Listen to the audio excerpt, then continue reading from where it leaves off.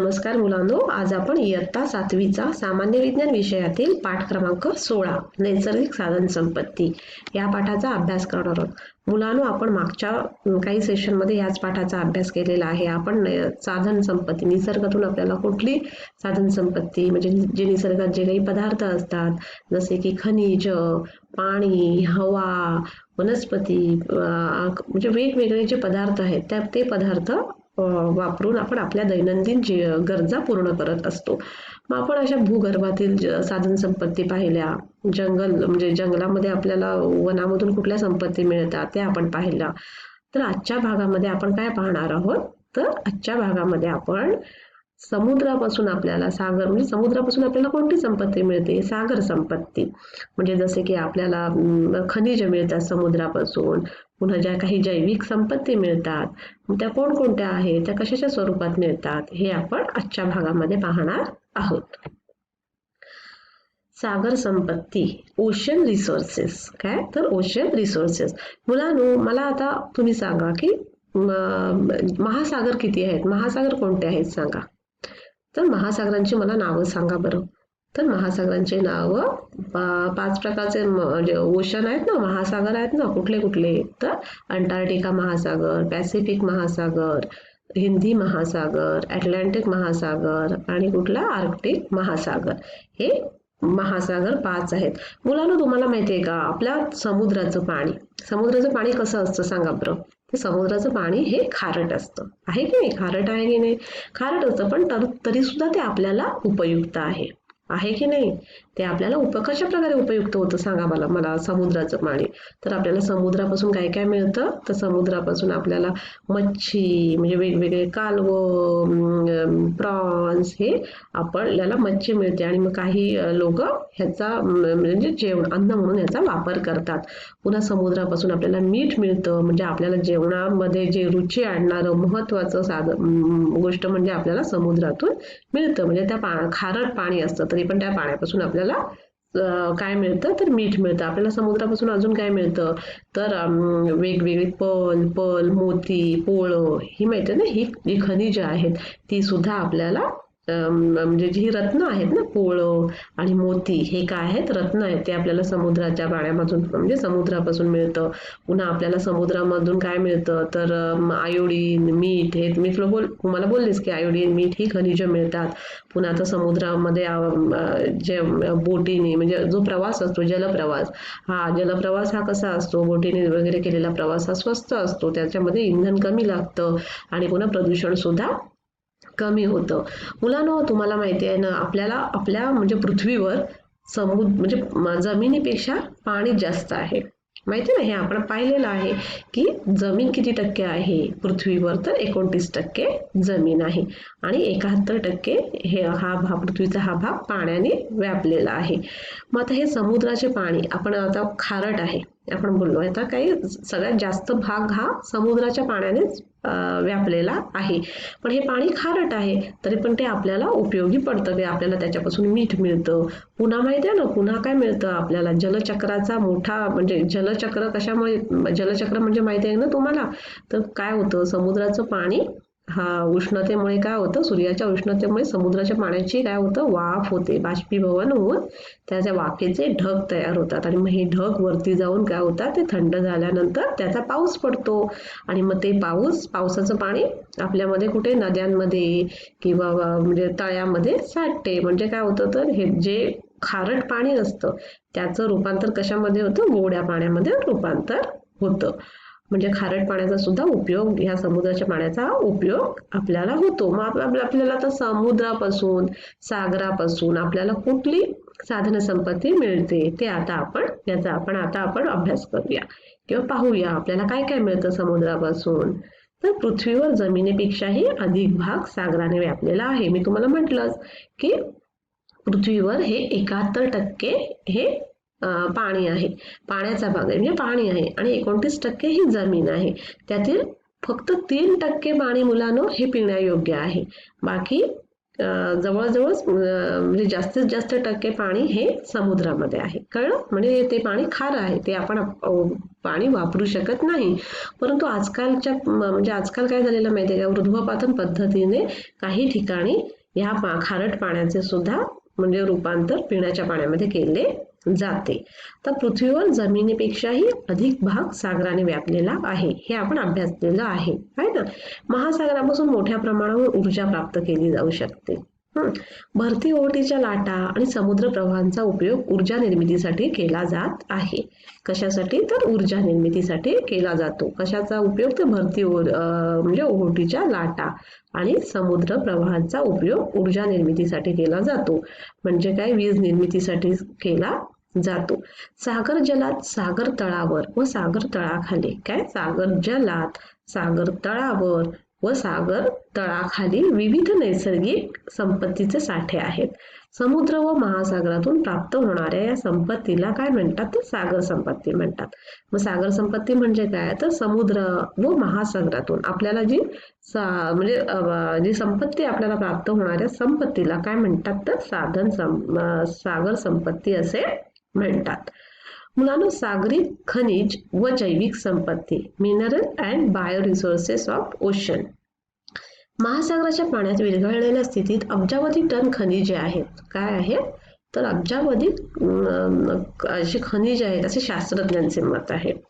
सागर आणि महासागराच्या तळाशी कथील, क्रोमियम, फॉस्फेट, तांबे, जस्त, लोखंड, शिसे, मॅग्नीज, गंधक, युरेनियम इत्यादींचे साठे फार मोठ्या प्रमाणावर आहेत. काय? तर महासागराच्या तळाशी लोखंड, शिसे, मॅग्नीज, गंधक, युरेनियम इत्यादीचे साठे फार मोठ्या प्रमाणावर आहेत. सागरातून आपल्याला अनेक प्रकारची रत्न मिळतात ना, मोती मिळतात की नाही आपल्याला सागरामधून. रत्न मिळतात, शंख मिळतात, शिंपले मिळतात. खऱ्या मोत्यांची किंमत किती असते माहिती का? सोन्याच्या किमतीपेक्षा सुद्धा जास्त कितीतरी अधिक पटीने खऱ्या मोत्यांची किंमत असते. मग असे हे मोती आपल्याला कुठून मिळतात? तर समुद्रापासून मिळतात.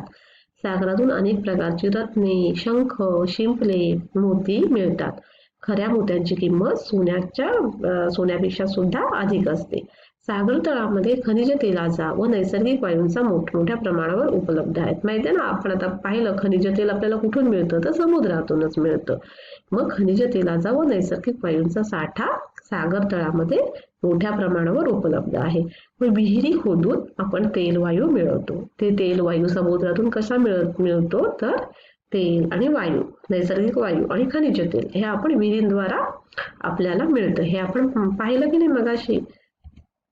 मुलांनो, आता सागरी खनिज व जैविक संपत्ती. भारतात सागर तळातून खनिज तेल व नैसर्गिक वायू मिळवण्यासाठी 1974 साली मुंबई हाय या ठिकाणी सागर सम्राट ही पहिली खनिज तेलविहीर खणली गेली. कुठे? तर सागर तळातून आता खनिज तेल व नैसर्गिक वायू मिळवण्यासाठी 1974 साली मुंबई हाय, कुठे? बॉम्बे हाय म्हणतात ना तिथे, या ठिकाणी सागर सम्राट ही पहिली खनिज तेल विहीर खणली गेली. या विहिरीतून मिळणारा नैसर्गिक वायू पाईपलाईनद्वारे उरण या ठिकाणी वाहून आणला जातो. कुठे आणला जातो? तर मुंबई हाय मधून मुंबई हाय इथे सागर सम्राट ही पहिली खनिज तेल विहीर खणली गेली. आणि या विहिरीतून मिळणारा नैसर्गिक वायू कुठे आणला जातो? पाईपलाईनद्वारे तर उरण या ठिकाणी आणला जातो. म्हणजे आपल्याला अशी सागरातून आपल्याला खनिज मिळतात, म्हणजे जसे की नैसर्गिक वायू, नॅचरल गॅस, हे पेट्रोलियम, कच्चं तेल हे आपल्याला कुठून मिळतं? तर समुद्रामधून मिळतं. आणि मग ते आपल्याला विहिरींद्वारे म्हणजे विहिरींद्वारे ते काढलं जातं. कळलं? मुलांनो, आपल्याला सागरापासून काही आता अजून खनिज मिळतात. मग त्या खनिजांचा उपयोग कशासाठी, कुठली खनिज मिळतात ती आणि त्यांचा उपयोग कशासाठी होतो हे आपण आता पाहणार आहोत. थोरियम हे खनिज आपल्याला सागरापासून मिळतं. मग त्याचा उपयोग कशासाठी होतो? तर त्याचा उपयोग अणु ऊर्जा निर्मितीमध्ये केला जातो. मॅग्नेशियम हे खनिज आपल्याला समुद्रातून मिळतं. मग त्याचा उपयोग कॅमेऱ्याच्या फ्लॅश बल्बमध्ये वापरतात. पोटॅशियम हे सुद्धा सागर खनिजच आहे.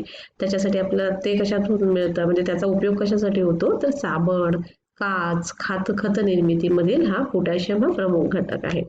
सोडियम कापड, कागद निर्मितीमध्ये याचा वापर केला जातो. सल्फेट, कृत्रिम रेशीम तयार करण्यासाठी सल्फेटचा वापर केला जातो. मुलांनो, आता सागरी जैविक साधन संपत्ती. सागरी जैविक साधन संपत्ती म्हणजे काय? तर आपण जी मच्छी, आपल्याला मच्छी मिळते ना, तुम्ही मच्छी खाता की नाही? तर जी मच्छी आपल्याला मिळते ती कुठून येते? तर ती समुद्रामधून येते. मग ती म्हणजे काय? तर ती जैविक साधन संपत्ती आहे. जसे की कुठली कुठली मच्छी तुम्ही खाता त्याचे, जसे की तुम्हाला कुठल्या कुठल्या मच्छीची नावं तरी माहिती आहेत का? सांगा बरं मला, कुठली नावं माहिती आहेत? जसे की कोळंबी, सुरमई, पापलेट, बोंबील, अशा अनेक प्रकारची मच्छी आपल्याला समुद्रामधून मिळते आणि त्याचा आपण वापर अन्न म्हणून करतो. तुम्ही जर नसेल खात तर बाकीचे सर्व लोक खात असतात. आणि पुन्हा जी सुकी मच्छी असते त्याचा वापर पण खत म्हणून त्याचा वापर केला जातो. पुन्हा काही काही गावाला वगैरे तुम्ही पाहिलं असाल तर ही जी ओली मच्छी असते तिचा सुद्धा खत म्हणून झाडांना वापर केला जातो. मग सागरी जैविक साधन संपत्तीबद्दल आपण आता थोडीशी माहिती पाहूया. कोळंबी, सुरमई, पापलेट इत्यादी मासे प्रथिने व जीवनसत्वे यांचे स्रोत असल्याने अन्न म्हणून त्याचा उपयोग होतो. हे जे आपण कोळंबी ही मच्छी खातो ह्याच्यापासून आपल्याला काय मिळतात? तर प्रथिने मिळतात. व प्रथिने आपल्या शरीरासाठी किती आवश्यक असतात माहिती आहेत ना? आपल्या शरीराची झीज भरून काढण्यासाठी प्रथिनांची आवश्यकता असते. मग ही प्रथिने आपल्याला कुठून मिळतात? तर ह्या मच्छीपासून, जसे की कोळंबी, सुरमई, पापलेट इत्यादी पासून. अनेक जीवनसत्वे सुद्धा आपल्याला ह्या मच्छीपासून मिळवतात. सुकट, बोंबील यांची भुकटी यांची म्हणजे हे जी सुकट असते म्हणजे सुकी मच्छी, जी सुकी मच्छी असते म्हणजे ड्राय केलेली असते. बोंबील याची भुकटी कशासाठी वापरतात? तर कोंबड्यांचे खाद्य, म्हणजे कोंबड्या असतात ना आपल्या माहिती आहेत ना, मग त्यांना खायला या सुक्या मच्छीची भुकटी बनवतात आणि मग ते खायला देतात. आणि ते उत्तम खत म्हणून सुद्धा, मी म्हटलं ना तुम्हाला, ते शेतीसाठी किंवा वाडीमध्ये झाडांना हे खत म्हणून वापरलं जातं, ही सुक्या मच्छीची ही भुकटी. आणि मग काय होतं? पुन्हा शिंपले असतात माहिती आहे ना, शिंपल्यांचा उपयोग औषध निर्मितीसाठी होतो. पुन्हा अलंकार, पुन्हा वेगवेगळ्या विविध शोभेच्या वस्तू बनवण्यासाठी सुद्धा आपण शिंपल्यांची तोरणं वगैरे बनवता की नाही? तुम्ही घरी कधी बनवले? तुम्ही समुद्रावर कधी गेलात का फिरायला? आणि मग तिथे तुम्हाला समुद्राच्या म्हणजे किनाऱ्यावर अनेक प्रकारचे छान छान वेगवेगळ्या आकाराचे छान छान शिंपले दिसतात. मग ते शिंपल्यांचा आपण काय वेगवेगळ्या वस्तू बनवतो किंवा तोरणं बनवतो. मग शिंपले कशासाठी उपयोग होतो? तर औषध निर्मितीसाठी सुद्धा होतो, अलंकार बनवण्यासाठी, शोभेच्या वस्तू निर्मितीसाठी. आता बुरशी, प्रतिजैविकांची निर्मितीसाठी त्याचा वापर होतो. शार्क, कॉड मासे म्हणजे आपल्या समुद्रामध्ये शार्क असतात, मोठे मोठे मासे असतात, कॉड मासे. त्यांच्यामध्ये अ, ड आणि ई ही जीवनयुक्त तेल निर्मिती म्हणजे हे जीवनसत्वयुक्त म्हणजे अ, ड, ई जीवनसत्वयुक्त तेल निर्मिती असते. आणि त्या आपण गोळ्या घेतो ना कॉड लिव्हरच्या, ह्याच्यामध्ये कसल्या म्हणजे कुठली जीवनसत्व असतात? तर अ, ड आणि ई. समुद्र काकडी कॅन्सर तसेच ट्यूमर रोखण्यासाठी औषध म्हणून त्या समुद्र काकडीचा वापर केला जातो. म्हणजे आपल्याला सागरी जैविक साधन संपत्ती सुद्धा किती आपल्याला मिळते समुद्रापासून. जसे वेगवेगळ्या प्रकारचे मासे मिळतात, सुकी मच्छीची भुकटी आपण खत म्हणून वापरू शकतो. पुन्हा शिंपल्यांचा वापर औषधासाठी वापरला केला जातो. परत अलंकार बनवण्यासाठी, वेगवेगळ्या विविध म्हणजे शोभेच्या वस्तू बनवण्यासाठी आपण शिंपल्यांचा वापर केला जातो. म्हणजे समुद्रामधून आपल्याला किती वेगवेगळ्या प्रकारची संपत्ती मिळते आहे. पाहिले ना आपण, वेगवेगळे म्हणजे खनिज आपल्याला मिळतात, वेगवेगळी सागरी जैविक साधन संपत्ती म्हणजे मिळते, याची आपण आता माहिती पाहिली. मुलांनो, आता आपण पाहिलं की सागरापासून आपल्याला वेगवेगळी खनिज संपत्ती मिळते. पुन्हा वेगवेगळी जैविक संपत्ती मिळते, जसे की वेगवेगळे आपल्याला म्हणजे मच्छी, पुन्हा शिंपले हे औषधासाठी वापरले जातात. वेगवेगळ्या मच्छीचा आपल्याला अन्न म्हणून वापर केला जातो. ते मच्छी ही मच्छीपासून आपल्याला प्रथिने, जीवनसत्वे मिळतात. व त्याचप्रमाणे आपल्याला सागरी जे काही व्यवसाय आहेत, काही माणसं म्हणजे काही म्हणजे कोळी लोक माहिती आहेत ना, हे मासेमारी हा प्रमुख समुद्रातलाच व्यवसाय आहे ना, ते समुद्रामध्ये जाऊन मच्छीमारी करतात आणि मग मासेमारी हा समुद्रामधलाच एक व्यवसाय आहे. मिठागरे सुद्धा म्हणजे आपल्याला मीठ हे समुद्राच्या पाण्यापासून मिळतं की नाही, मग मिठाची शेती हा सुद्धा एक मोठा उद्योग आहे आणि मोठा व्यवसाय आहे. म्हणजे हा सुद्धा आपल्याला म्हणजे सागरामुळेच म्हणजे आपल्याला मीठ मिळतं आणि मग मिठाची शेती हा एक मोठा उद्योग आहे. वाहतूक व्यवसाय, सागरी मार्ग म्हणजे जलमार्ग. जेव्हा समुद्रामधून हा जलमार्ग आहे, ही वाहतूक आहे, समुद्र मार्गाची वाहतूक ही स्वस्त पण असते आणि प्रदूषण सुद्धा याने होत नाही. पुन्हा सागरी पर्यटन, आता माहितीये का तुम्हाला, आता म्हणजे म्हणजे शहरातले लोक वगैरे दूरदूरचे लोक म्हणजे समुद्रावर फिरायला जातात. मग त्यामुळे काय होतं, त्यामुळे तिथलं पर्यटन वाढतं. त्यामुळे तिथली जी लोकल लोक असतात समुद्राच्या म्हणजे जवळची राहणारी वगैरे, त्यांना वेगवेगळे आर्थिक उत्पन्नाचे त्यांना साधन मिळतं. त्यामुळे काय होतं, म्हणजे त्या लोकांना तिथे खूप पर्यटक फिरायला येतात. त्यामुळे तिथे वेगवेगळी म्हणजे जी लोकल लोक असतात ते वेगवेगळे त्यांचे व्यवसाय तिथे करतात, वेगवेगळी दुकानं मांडतात. त्यामुळे काय होतं, सागरी पर्यटन म्हणजे सागरामुळे हे सुद्धा सागरी पर्यटन सुद्धा होऊन जातं. शोभेच्या वस्तू बनवणं, तुम्हाला मी म्हटलं जशा की समुद्रामध्ये जे शंख शिंपले भेटतात त्याच्यापासून वेगवेगळ्या वस्तू बनवण्याचे व्यवसाय सुद्धा म्हणजे निर्माण झालेले आहेत. म्हणजे म्हणजे हे सगळे काय आहेत, तर हे सगळे सागरी व्यवसाय आहेत. कुठले सागरी व्यवसाय आहेत, तर मासेमारी तर हा प्रमुख सागरी व्यवसाय आहे. मिठाची शेती हा एक म्हणजे मोठा उद्योग आहे. पुन्हा वाहतूक व्यवसाय म्हणजे सागरी मार्ग हा सुद्धा एक मोठा व्यवसाय आता झालेला आहे. आणि तो व्यवसाय म्हणजे सागरी मार्ग, जलमार्ग हा अतिशय म्हणजे स्वस्त आहे. म्हणजे म्हणजे त्याला इंधन कमी लागतं, पुन्हा प्रदूषण सुद्धा कमी होतं. सागरी पर्यटन हा सुद्धा आता एक व्यवसाय म्हणजे डेव्हलप झालेला आहे. त्यामुळे काय होतं, तिथल्या जे समुद्राच्या म्हणजे शेजारी लोकल लोक असतात त्यांना एक आर्थिक उत्पन्नाचं साधन मिळतं. त्यामुळे त्यांना वेगवेगळं काय होतं, म्हणजे त्यांची आर्थिक परिस्थिती सुद्धा सुधारण्यासाठी सागरी पर्यटन हे सगळे व्यवसाय फार महत्वाचे आहेत. शोभेच्या वस्तू बनवणं हा सुद्धा व्यवसाय आजकाल म्हणजे हे झालेला आहे की शंख शिंपल्यांपासून वेगवेगळ्या अलंकार किंवा वेगवेगळी म्हणजे शोभेच्या वस्तू बनवणे हा सुद्धा व्यवसाय आता काही लोक करताना दिसतात. मुलांनो, आता आपण ह्या पाठामध्ये काय पाहिलेलं आहे, तर ह्या पूर्णच पाठामध्ये आपण साधन संपत्ती म्हणजे नैसर्गिक साधन संपत्ती याच्याबद्दल आपण माहिती पाहिलेली आहे. आता तुम्ही एक लक्षात ठेवायची आहे की आपल्या गरजा भागवण्यासाठी नैसर्गिक साधन संपत्ती महत्वाची असते, परंतु काही साधन संपत्तीचे साठे मर्यादित आहेत आणि अतिवापराने ते लवकर संपण्याचे धोका आहे.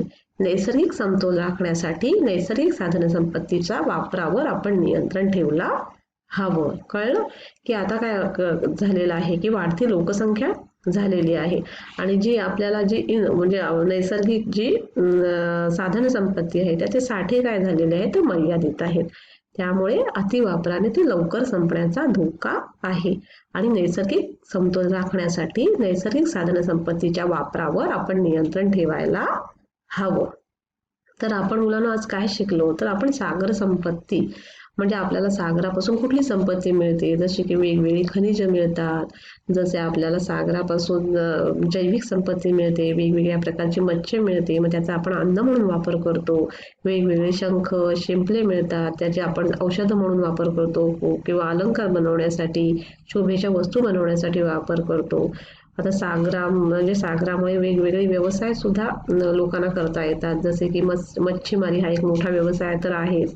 पुन्हा मिठाची शेती करणे हा व्यवसाय आहे. पुन्हा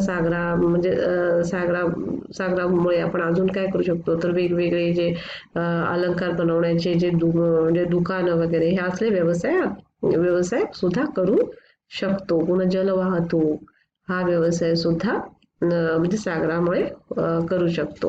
मुलांनो, आता आपण ह्या पूर्णच पाठामध्ये नैसर्गिक साधन संपत्ती हा पाठामध्ये आपण काय पाहिलं, तर वेगवेगळी आपल्याला निसर्गामधली जी साधन संपत्ती आहे, जसे की भूकवचातील साधन संपत्ती म्हणजे खनिज तेल, खनिज इंधन, हे म्हणजे पाहिलं आपण. आता कुठले कुठले तर दगडी कोळसा, खनिज तेल, नैसर्गिक वायू यांच्याबद्दल माहिती घेतली. जंगलापासून आपल्याला काय मिळतं, जशा काही वेगवेगळ्या औषधी वनस्पती, लाकूड, हे सगळं आपल्याला निसर्गातून मिळत आहे.